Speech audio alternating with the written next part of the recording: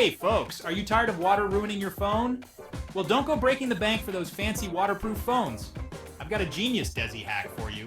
All you need is a simple plastic bag from your home. Yes, you heard that right. First things first, grab any plastic bag. Make sure it's clean and has no holes. Now gently slide your phone inside.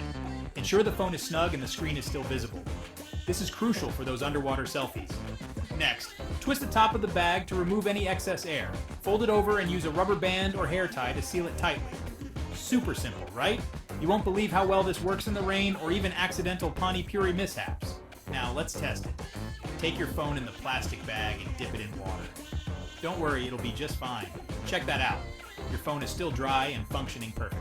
But wait, before you head out on your next adventure, always double check the seal. A tiny hole or loose seal can ruin the whole trick. So be careful, my friends.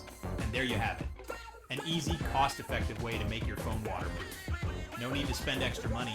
Just a plastic bag and you're good to go. Like this video if you found this hack useful, and drop a comment if you've got any other cool Desi tricks. Don't forget to hit that subscribe button for more awesome DIY tips and hacks. See you next time. Stay safe and dry, my friends.